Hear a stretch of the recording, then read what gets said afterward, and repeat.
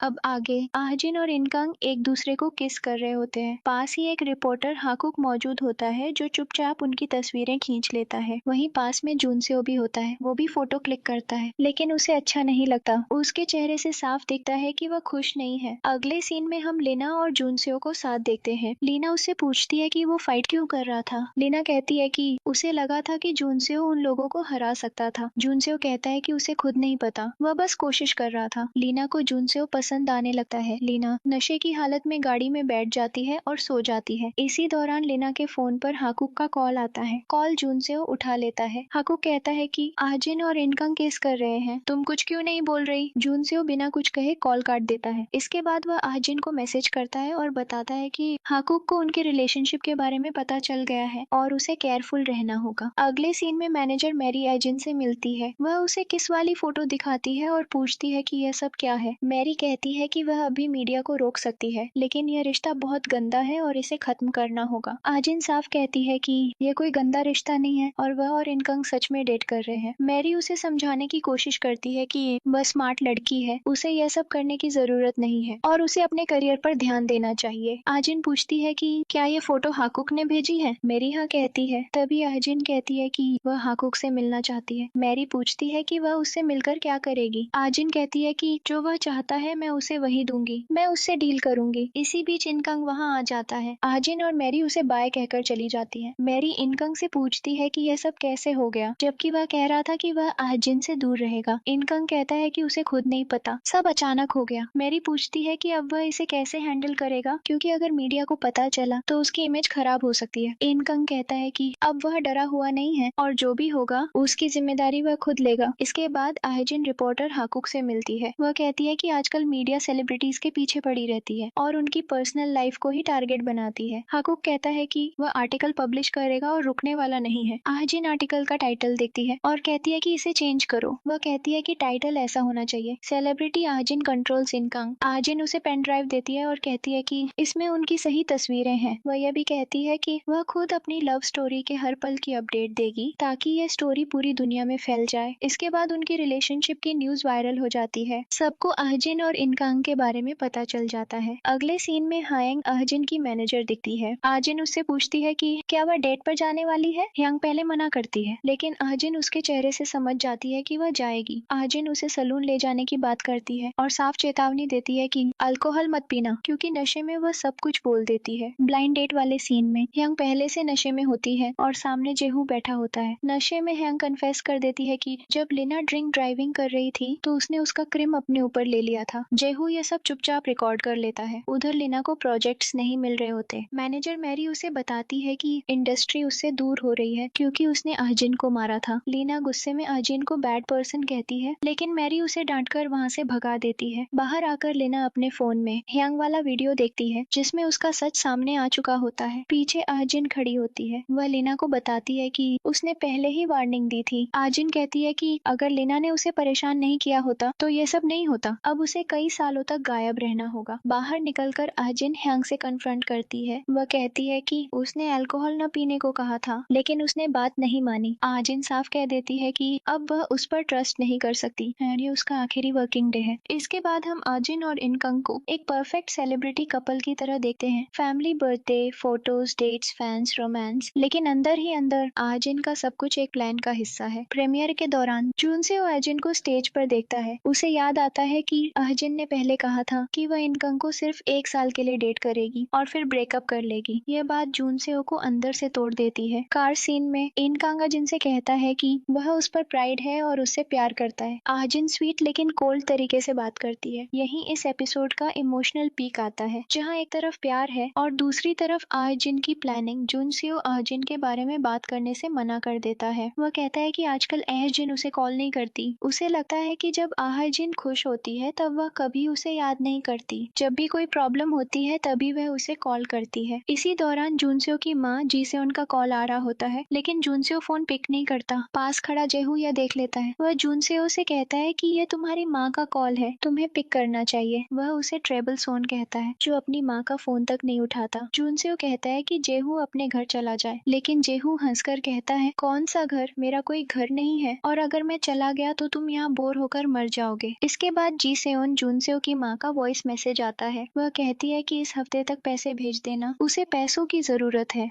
अगले सीन में जूनसेओ अपने ग्रैंडफादर के साथ होता है। वह सेक्रेटरी से कहता है कि उसकी माँ को उनकी हालत के बारे में कुछ पता नहीं चलना चाहिए, अगर वह आए तो उसे लौटा देना। लेकिन उसी समय हम देखते हैं कि जीसेओन चुपचाप घर के पास आ चुकी होती है। वह पहले डोर लॉक सिस्टम चेंज करवाती है और फिर घर के अंदर घुस जाती है। वह कुछ ढूंढ रही होती है, लेकिन तभी उसकी नजर डरमेंट इन्वेस्टमेंट डॉक्यूमेंट्स पर पड़ती है। अगले सीन में जीसेओन गुस्से में अजिन के पास आती है। वह डॉक्यूमेंट्स फेंक कर पूछती है, क्या तुमने जूनसेओ से अपनी कंपनी में इन्वेस्टमेंट करने को कहा था? क्या तुम उसे अपने जाल में फंसा रही हो? जीसेओन अजिन को ताने मारती है। वह कहती है कि जूनसेओ एक नाजायज बेटा है। क्या अजिन को लगता है कि उसे उसकी इनहेरिटेंस मिल जाएगी? क्या वह चाहती है कि जूनसेओ मर जाए? वह अजिन को याद दिलाती है कि जूनसेओ अपने फादर और ग्रैंडफादर से कितना प्यार करता है। अगर उसे सच पता चल गया कि वह बायोलॉजिकल सन नहीं है तो वह टूट जाएगा। इसलिए जीसेओन उसे धमकी देती है, बेहतर होगा तुम चुप रहो। इसके बाद हम एशजिन को एक स्टोर में फोटोशूट के लिए आते हुए देखते हैं। वहीं पास में सुंघी होती है जो आहजिन को देख लेती है। संघी वहीं से अपना फोन निकालती है और एक आर्टिकल पब्लिश कर देती है जिसमें वह आहजिन के स्कूल टाइम के सारे आरोप लिख देती है। कैसे उसने संघी पर चोरी का इल्जाम लगाया था, कैसे उसकी जिंदगी बर्बाद की थी। ये न्यूज बहुत तेजी से फैल जाती है। हर कोई आर्टिकल को ध्यान से पढ़ रहा होता है। जूनसेओ भी ये आर्टिकल देखता है। वह किसी को मैसेज करता है और कहता है, मुझे पता है ये किसने किया है, ये संघी ही होगी। वह आज भी वैसी ही है। इसके बाद मैनेजर मैरी आजिन से बात करती है। वह पूछती है कि आर्टिकल में जो लिखा है क्या वह सच है। आजिन शांति से मना कर देती है। वह कहती है कि किसी ने फेमस होने के लिए झूठी कहानी छाप दी होगी, उसने ऐसा कभी नहीं किया। मैरी कहती है कि अगर आजिन ऐसा कह रही है तो वह उस पर भरोसा करेगी, लेकिन उसे मीडिया से बहुत केयरफुल रहना होगा। आजिन मुस्कुराती है और कहती है कि वह समझ गई। अगले सीन में इनकंग अजिन को कॉल करता है। वह पूछता है कि क्या वह ठीक है। वह कहता है कि वह उसके पास आ सकता है या अपनी दादी को भेज सकता है। आजिन मना कर देती है और कहती है कि वह ठीक है और बस थोड़ा रेस्ट करना चाहती है। रात के समय आजिन बिस्तर पर लेटी होती है। वह बीमार सी लग रही होती है। बाहर से कोई उसका नाम ले रहा होता है, लेकिन वह पहले नोटिस नहीं करती। जब वह दरवाजे तक आती है तो वहाँ इनकांग की दादी यूने खड़ी होती है। यूने उसे देखकर कहती है कि वह बीमार है और उसे बताना चाहिए था। आजिन कहती है कि आप बाहर खड़ी थी, बेल बजानी चाहिए थी। यूने मुस्कुराकर कहती है कि वह ठीक है, चिंता मत करो, और आहजिन के लिए खाना बनाने लगती है। आहजिन खाना नहीं खा पाती, बस प्लेट को देखती रहती है। यूने अपने हाथों से उसे खिलाती है। रात को दोनों एक ही बिस्तर पर होती है। यूने आहजिन को सुलाते हुए कहती है, उसे नहीं पता कि न्यूज सच है या झूठ, लेकिन अगर सच भी है तो भी वह अजिन का साथ देंगी। वह कहती है कि